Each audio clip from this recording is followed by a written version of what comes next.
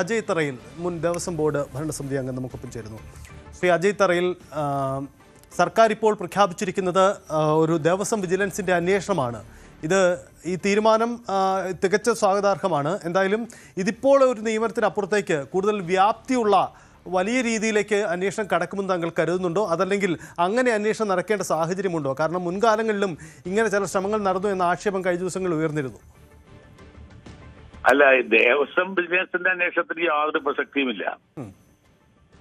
കാരണം ദേവസ്വം വിജിലൻസ് ആണല്ലോ ഈ മാനദണ്ഡങ്ങൾക്ക് വിരുദ്ധമായി ഈ ആളെ ഷോർട്ട് ലിസ്റ്റ് ചെയ്യാൻ വേണ്ടിയുള്ള ശുപാർശ കൊടുത്തിട്ടുള്ളത്. അതുകൊണ്ട് government vigilance and anti corruption ഡിപ്പാർട്ട്മെന്റിന്റെ അന്വേഷണം നടത്തിയാൽ മാത്രമേ കാര്യമുള്ളൂ. ഒന്നത്. രണ്ടാമത്തെ കാര്യം, ഇമ്മീഡിയറ്റ് ആയി ദേവസ്വം ബോർഡ് ഈ തന്ത്രിയെ മാറ്റി നിർത്തണം. ഇന്ത്യയിലെ, കേരളത്തിലെ അയ്യപ്പ ഭക്തന്മാരുടെ വിശ്വാസം വീണ്ടെടുക്കാൻ ശബരിമല അയ്യപ്പനെ പോലെ തന്നെ ഭക്തന്മാർ മനസ്സുകൊണ്ട് ആരാധിക്കുകയും കാണുകയും ചെയ്യുന്ന ഒരു മേൽശാന്തിയെ, ആ മേൽശാന്തി കളങ്കിതനാണ്. അദ്ദേഹം പിൻവാതിലൂടെയുള്ള തരത്തിലാണ് നിയമനം നടത്തിയിട്ടുണ്ടോ ഇല്ലയോ എന്ന് എനിക്കറിയില്ല, ഞാൻ പറയുന്നതാണ്. അതിന്റെ പേരിൽ ആ ആളെ മാറ്റി നിർത്തേണ്ടതാണ് ദേവസ്വം ബോർഡ് ചെയ്യേണ്ട കാര്യം. അത് ഗവൺമെന്റിന് അതിനുള്ള അധികാരം ഇല്ല. അത് ദേവസ്വം ബോർഡാണ് ചെയ്യേണ്ടത്. ഗവൺമെന്റിന് ചെയ്യാൻ കഴിയുന്നത് വിജിലൻസ് ആൻഡ് ആന്റി കറപ്ഷൻ ഡിപ്പാർട്ട്മെന്റിനെ കൊണ്ട് അന്വേഷിപ്പിക്കുക. ഈ രണ്ട് കാര്യങ്ങളാണ് ഇക്കാര്യത്തിൽ ചെയ്യാനുള്ളത്. അതാണ് വിശ്വാസികളുടെ വിശ്വാസത്തെ വീണ്ടെടുക്കാൻ ചെയ്യാൻ പറ്റുന്ന കാര്യം.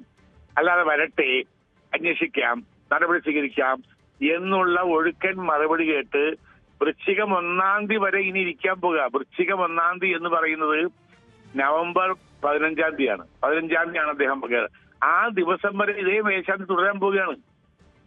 അപ്പോൾ അയ്യപ്പനോ വിശ്വാസികളുടെ വിശ്വാസത്തെ കുറിച്ച് വലിയ ചോദിച്ചിട്ട് പോയിരിക്കുകയാണ്.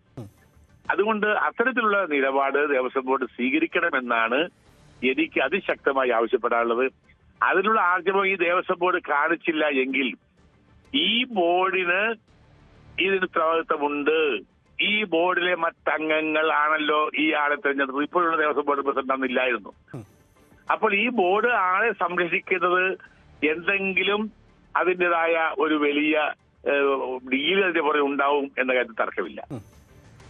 അത് നമുക്ക് പറയേണ്ടി വരുന്നത്, കഴിഞ്ഞ ദിവസം നമ്മൾ ആദ്യ വാർത്ത കൊടുത്തതിന് പിന്നാലെ മറ്റൊരാള്, ഒരു വൈക്കം സ്വദേശി, അദ്ദേഹത്തിന് മേൽശാന്തി ആവണമെങ്കിൽ പണം ആവശ്യപ്പെട്ടു എന്ന ഒരു അദ്ദേഹത്തിൻ്റെ ആരോപണം മുന്നോട്ട് വന്നിരുന്നു. തനിക്ക് പണമില്ല അങ്ങനെ കൊടുക്കാൻ എന്നായിരുന്നു അദ്ദേഹത്തിൻ്റെ നിലപാട്. അപ്പോൾ ഒരുപക്ഷെ നമുക്ക് കേൾക്കുമ്പോൾ അവിശ്വസിക്കാൻ തോന്നുന്ന ചില കാര്യങ്ങളൊക്കെയാണ് പുറത്തു വന്നുകൊണ്ടിരിക്കുന്നത്. ഇങ്ങനെയൊക്കെ നടക്കുമോ? കൂടുതൽ ആളുകൾ തനിക്ക് ദേവസ്വം മേൽശാന്തി ആവണമെങ്കിൽ പണം നൽകിയാൽ മേൽശാന്തിയാകാം എന്ന ഓഫർ ഉണ്ടായിരുന്നു എന്ന് വെളിപ്പെടുത്തൽ നടത്തുമ്പോൾ ഇത് ഗുരുതരമല്ലേ? ഞാൻ പറഞ്ഞല്ലോ, ഇത് ഇന്റർവ്യൂ ആണ്, ഇന്റർവ്യൂ ബോർഡാണ്. ആ ഇന്റർവ്യൂ ബോർഡിൽ ഈ 3 ദേവസ്വം ബോർഡ് അംഗങ്ങൾ, തന്ത്രി സമാജത്തിന്റെ പ്രതിനിധി, തന്ത്രി ശബരിമല തന്ത്രിമാർ, ഇവരിരുന്നുകൊണ്ടാണ് ഇന്റർവ്യൂ ചെയ്യുന്നത്.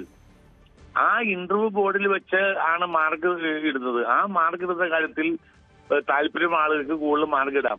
ടാബ്ലറ്റ് ചെയ്യുമ്പോൾ ആ പുള്ളിയെ കയറി വരും. അത് പല സ്ഥലത്തും ചെയ്തുകൊണ്ടിരിക്കുന്ന കാര്യങ്ങളാണ്. അപ്പോൾ ഇൻട്രസ്റ്റ് ഉള്ള ഒരാളെ കൊണ്ടുവന്ന് ഷോർട്ട് ലിസ്റ്റ് ചെയ്യുന്നു. ഒന്നും അറിയാത്ത ആളാണെങ്കിൽ പോലും അയാൾക്ക് ഒരു 19.5 മാർക്ക് കൊടുക്കുന്നു. മറ്റുള്ളവർക്ക് കേവലം 7-8 മാർക്ക് കൊടുക്കുന്നു. അങ്ങനെ വരുമ്പോൾ ആ 19.5 മാർക്ക് കിട്ടിയ ആൾ, ഇവർ 3 പേരും 19.5 മാർക്ക് കിട്ടു. മറ്റു 2 പേരും അതിനോട് ഒപ്പിച്ച് മാർക്ക് കിട്ടു. അത് കഴിയുമ്പോൾ അപ്പോൾ സ്വാഭാവികമായിട്ട് അങ്ങനെ ഇവർ ഷോർട്ട് ലിസ്റ്റ് ചെയ്യും. ഇവരെ സെലക്ട് ചെയ്യും. സെലക്ട് ചെയ്തതിന് ശേഷം അവരെ മറ്റേ നറുക്കെടുപ്പിലായിട്ട് ഒന്നും ചെയ്യാൻ കഴിയില്ല എന്നൊരു വിശ്വാസമാണ് എനിക്കുള്ളത്.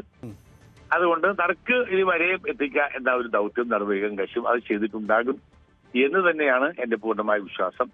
അതുകൊണ്ട് ഈ ദേവസ്വം ബോർഡ് ഭക്തരോട്, വിശ്വാസികളോട് താല്പര്യമുണ്ട് എങ്കിൽ, അല്ലെങ്കിൽ പാർട്ടിയോട് CPM-നോടാണ് താല്പര്യമെങ്കിൽ അവരുടെ വഴിക്ക് പോയിക്കോട്ടെ.